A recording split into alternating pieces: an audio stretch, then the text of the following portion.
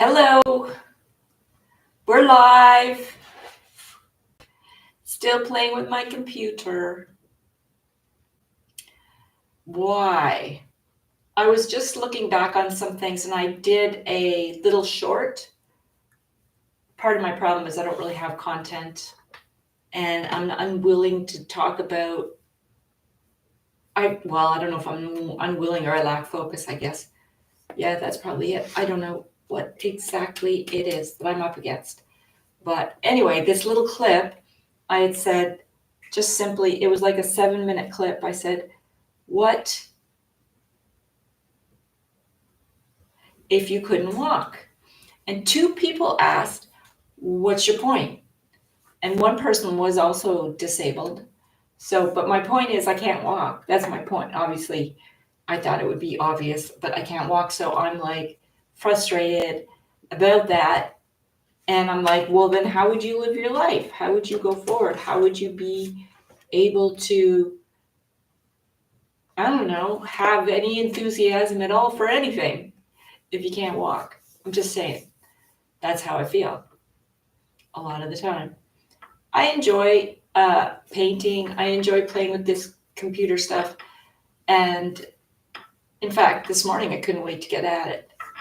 I got started yesterday and I figured out I could go live. And for some reason, I really like going live. I'm pretty sure I know why. It's because I don't like the editing part. I don't really have a plan. And I know that I heard or we read that some people like planning. There's 3 parts of a project: the planning, the doing, and the enjoying the finished product. I am not so interested in the planning, and so that's why it falls down and doesn't hold up. It doesn't hold up. The planning is not getting done. So I'm jumping on here without a plan over and over and over again, except for the only plan I have is to keep going and keep trying and keep giving it another go and another go and another go. And we are tending to spin our wheels, using a lot of energy, not really getting anywhere.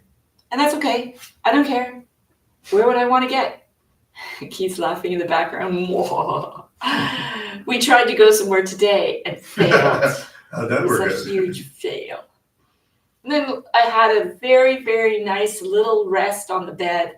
I was very comfortable. I'm hardly ever comfortable, but I was talking to God about that. I was talking to God about not feeling comfortable and not feeling comfortable all the time.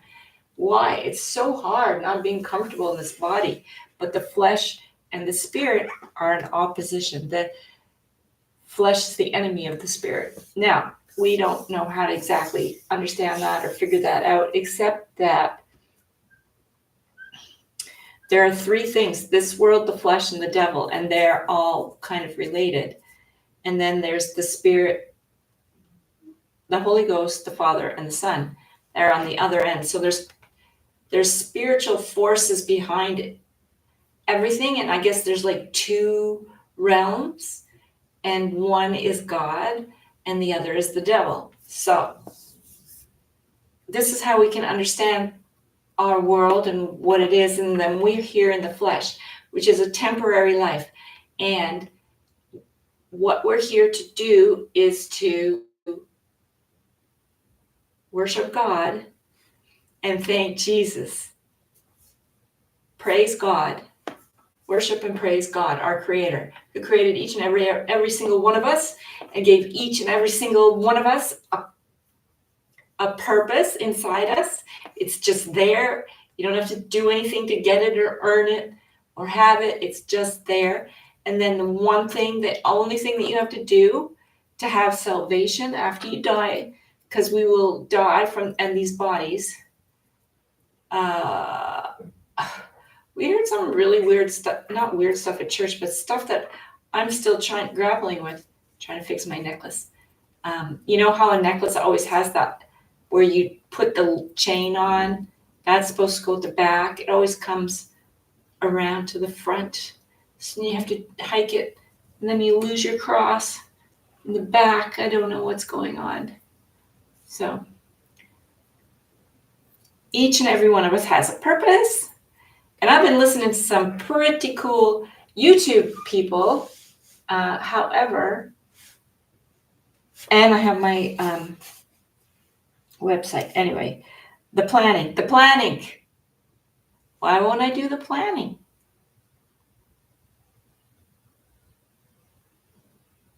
Why won't I do the planning?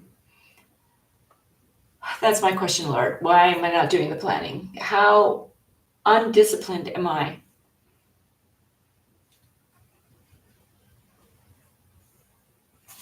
I don't have a team. I have things that I want to do, which is I want to have a gift shop. I would have to plan what the gifts are going to be. It's my paintings. Surprise, surprise. And then there's going to be some other little things in there, maybe other artists or people who do other things, different things like maybe jewelry or something like that. And then it would be a space that you would be able to come to and shop in, like old style. So that means you have to rent a space. And I don't know, maybe that's too old fashioned now. Everyone's staying at home. Okay, we want to, I'm going to add a YouTube channel.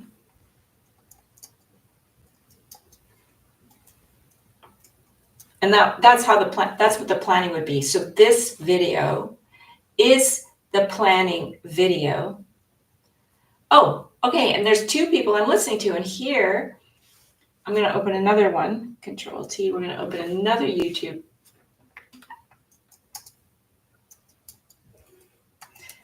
What happened was I just typed YouTube in, and the two links that of the people I wanted to talk to in my channel. So let's go back over to my live, and then what I can do is click on the screen, pick a YouTube channel.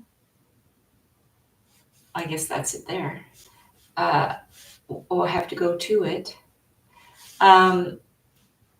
Shrink myself down here, and then pull this off here.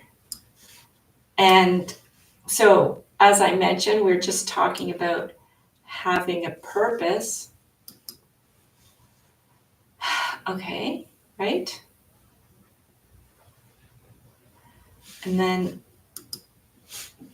that means then we're going to add this YouTube.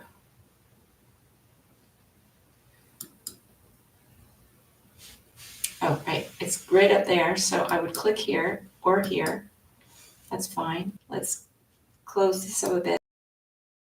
He says what he's talking about is how to get out of the matrix, breaking through emotional patterns. And I just came across his, I like to like their videos since there. And let's have a listen. And so that's the kind of thing that I hear. I don't know about them, but no matter what, it causes them pain. And that's what we're calling the matrix. And so this video is all about how to get out of the matrix. And so that means really understanding how it works, learning how to notice when you're in it. And then the third thing is how to get out of those patterns. Okay, that's really good. So he's going to give us 3 steps. We're going to learn 3 things, how the matrix works, notice and how to notice when you're in it, and then how to get out of it, how the matrix works, how to notice when you're in it, and how to get out of it. That could be very useful. So what happens is when we're kids, we get told that certain emotions aren't okay. All right, he's going to talk about emotions. And what that means is like we get told, hey, stop being so excited, or boys don't cry, or girls don't get angry. All right, and those are all emotions, when you're just going through them. Or maybe we get bribed out of it, like we get fed so we don't feel something, or we get told. Oh, interesting. Getting bribed out of your emotions by getting fed. Ooh. I'm guilty of that with my children. Oh, look. They're having emotion. Oh, look over here. Oh, look at this. Distraction. Change the subject. Ah, wow. Convicting me. All right. This is, by the way, this is 9 minutes and 24 seconds, his video. We can't have temper tantrums or whatever. We have these emotional experiences that are built to run all the way through us and get back to regulation, and we're told we can't have them. The issue is that we are like cells and we're trying to get back to homeostasis. If We're trying to get back to homeostasis. And then he says, if. for whatever reason that emotion doesn't go all the way through us and we don't get back to homeostasis, we start creating these patterns in our life over and over. Okay, so the fact that we weren't able to get all the way through an emotion and get it out of us, these patterns get created. Again, so that we can feel that emotional experience and get back to homeostasis. So a simple example of this that you probably can all recognize is we all know that person who's been dating the same person over and over and over and over again. We all know that person that's been dating the same person over and over and over again. Possibly. We can't, the way Jesus says that is you can see the speck in someone else's eye, but you can't see the plank in your own, which is funny, right? Because how could you not see a plank in your own eye? It's like different face, different driver's license, but it's the same emotional abandonment over and over again, or the same abuse or the same criticism over and over and over again. So how does that work? So you're a little kid, you have this father or mother who has emotionally abandoned you. And of course, as a kid, you can't fully feel that. And so that emotion never gets fully felt. It doesn't go I don't know if I'm getting this. Okay. all the way through. And if it doesn't go all the way You have an emotion and you get abandoned partway through your emotion. All right. through, then your body needs to recreate a scenario over and over again to allow that feeling to happen. So my work as a coach all the time, one of the things that Oh yeah, he's a coach. I started listening to him yesterday. I think all of his stuff is like pretty awesome. Did I get to like hit that thumbs up? No. Okay. I see is if somebody keeps on dating somebody who's emotionally abandoned them, when they fully embrace the abandonment feeling, they fall in love with it and recognize the signal that it's actually sending them and recognize how it's protecting them. Then they stop dating people who emotionally abandon them, and they stop. Okay, you stop. Okay, that's an example. Stop creating emotional abandonment in their life. So this kind of pattern can work in a ton of ways. You might find that you keep on having the same kind of boss. You might find that you keep on having the same kind of girlfriend. You might find that you keep on getting in fights. You might find out that you keep on getting into physically uncomfortable positions in like dangerous situations. You might find that you keep on. Okay, how I would relate this to is with my disability, I suppose. Being criticized by everybody. You might notice that you keep on being defensive in a workplace. So there's a lot of ways that this pattern can over and over again repeat itself. And the solution is always the same, which is fully embracing the emotion that you're avoiding. So now let's move on to how to notice when you're in the matrix, when you're in the pattern itself. Okay, so this is how we correct parts of us that are causing us problems because they keep happening again and again and again. Yeah. I get it. And I can conceive it like intellectually, but let's see if I can figure it out for myself. We often are creating pain in our lives which we can't even see. And so if you can learn how to see when you're in the pattern, you can get to a lot of freedom very, very quickly. So the way you do it is in 3 parts. 1, notice any emotion you're avoiding. Notice any emotion that you're avoiding. So you go and jump on your phone. What's the emotion you're avoiding? Oh, you're judging somebody. What's the emotion you're avoiding? Oh, you're feeling guilt, but there's an emotion underneath it. What's the... Yeah, I was feeling guilty today. I was feeling badly today because we tried to go see Mary Jo and partway through, halfway there, like I wasn't feeling right the whole time. I sort of felt rushed and I was annoyed because I was rushed.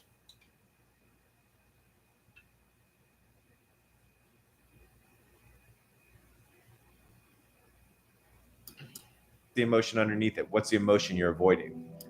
And then there's an emotion underneath it. What's the emotion that you're avoiding? Second step, notice how you avoid having that feeling. So let's say when I was emotionally abandoned as a kid, the way that I would avoid that feeling is I get really hard. I'd be like, I'd defend myself. That would be one of the ways that I would, not get abandoned. And the other way, say, is that I would make people dependent on me, so that I would create an environment where they needed me enough where I was not going to be emotionally abandoned. So that would be another way I did it. So you notice how exactly you're avoiding that emotional state. And then the third part is to notice how that avoidance actually brings the emotion to you. It doesn't actually get rid of it, or it doesn't. Avoidance brings the emotion to you.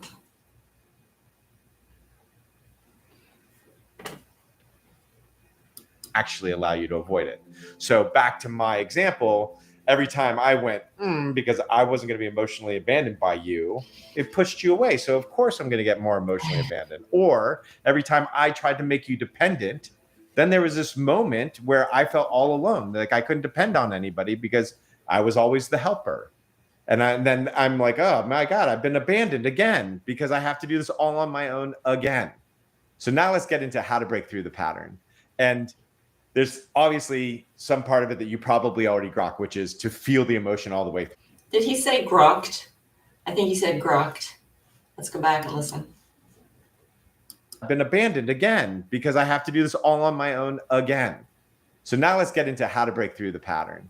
And there's obviously some part of it that you probably already grok, which is to He did say grok. All right.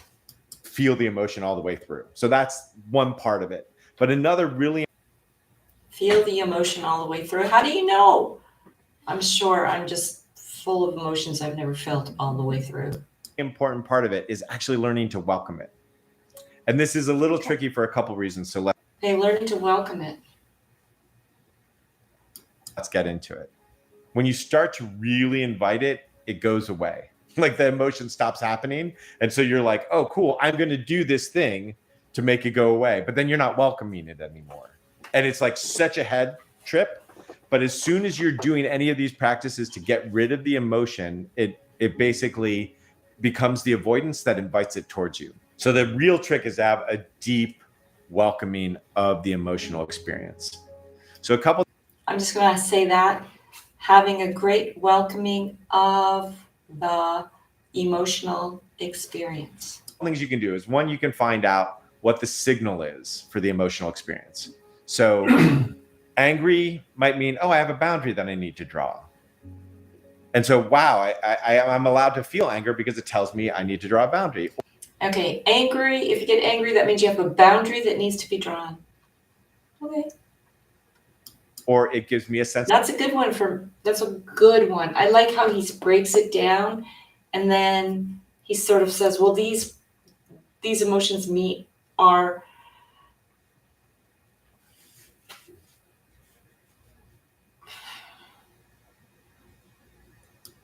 of clarity. There's a gift in this emotional experience. And so I can actually look forward to it. I can welcome it. Oh, I'm anxious. That might mean that I'm not saying my whole truth. Anxious, not saying your whole truth. We could make a little spreadsheet. I'm holding something in. And since I don't feel safe that I can be myself, of course I have anxiety. So that tells me, oh, here's a place where I need to speak my truth. So one is to find the signal throughout all the noise of an emotion. The second is to really learn how intelligent it is. When you really express anger for a while, you'll notice you get to clarity. When you really express anxiety for a while, you notice that the anxiety dissipates and it brings a new conclusion. So to actually express it without any judgment, without telling yourself you shouldn't express it, really allows you to see things from a new perspective. All the time, I see people having a hard time making a decision. They express their feeling, and then boom, that decision gets made much, much more easily.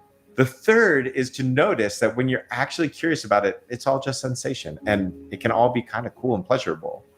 Anger can be very invigorating.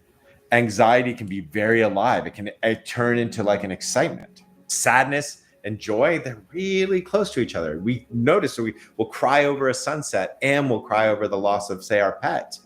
And there's something really close to the feeling of those two things. And it creates a gratitude in the system. So if we stop resisting the emotional experience, we learn that there's actually quite a bit of.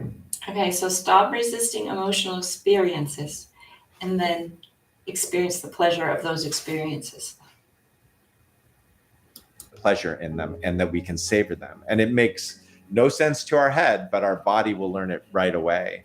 In fact, most of the stuff that you feel that's uncomfortable in an emotional experience is the resistance to it, not the thing itself. So for instance, let's say you need to go to the bathroom and you're not going to the bathroom.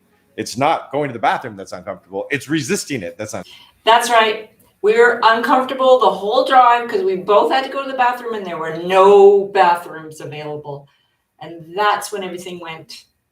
So it's very, you're not uncomfortable because you have to go to the bathroom. You're uncomfortable because you're resisting going to the bathroom. Uncomfortable. It's exactly the same way with an emotion. And it's the same way with an emotion. It's uncomfortable when you're resisting feeling the emotion. It's resisting it that's actually the discomfort. Another way to look at it is that the matrix itself is energized by your resistance.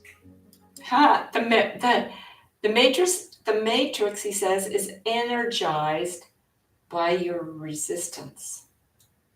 Whatever the matrix is. And as soon as you become undefended to your own emotional experience, you can fall in love with it. Then you get energized instead of the matrix getting energized. And the greatest phrase that I've ever heard around this is, I just love this one, and it is, in a war with yourself, you always lose. In a war with yourself, you always lose. I'm experiencing other people having very emotional experiences over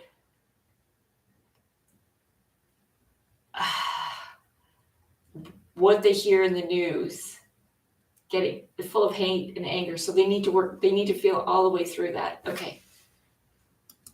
With your emotions, you always lose. The thing that makes this hard is that a lot of people are scared that they will lose control if they allow their emotional experiences. So usually if I allow myself to get angry, I'll destroy everything I love. If I allow myself to be sad, I will be sad forever.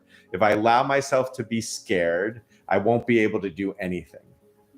But it doesn't work that way at all, as it turns out. If you allow yourself to be sad, if you allow a good cry, you feel better at the end of it. It's when you resist sadness that depression starts happening. When you allow yourself to feel anger, not at anybody, not in a way that creates shame, not in a way that destroys anything, but just by yourself getting angry, you get to clarity.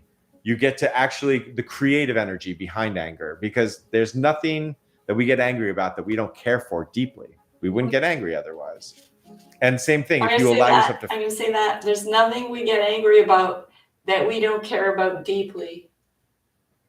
So if you let yourself feel that anger, not by destroying everything, but by feeling it, you'll get to clarity.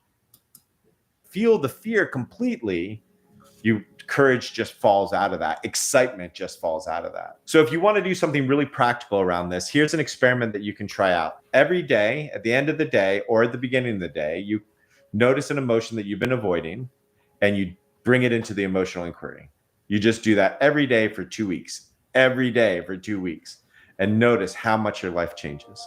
All right, thanks for coming. We appreciate you watching the video. If you liked it and you want more, hit subscribe and like, and leave any comments in the bottom of any kind of content that you want us to produce. Already done. I mean, I didn't leave any comments, but I've already liked and subscribed. Okay, we'll finish that up. That was pretty fun. Let's close this up. I recommend this.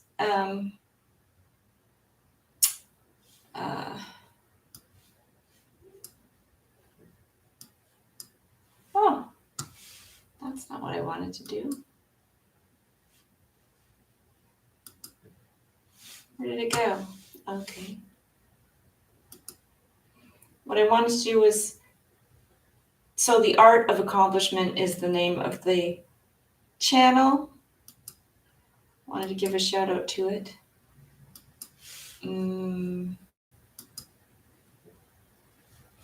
with Joe Hudson, Art of Accomplishments. That's really, and this is a year old. I totally recommend you watch it. Okay, so we're gonna finish up. We're gonna end the stream. That was super fun. Thanks for anyone who came by to have a look. Appreciate it. And if you enjoyed it, like and subscribe, and I'll do my best to not be a fool. All right, Lisa out. Bye.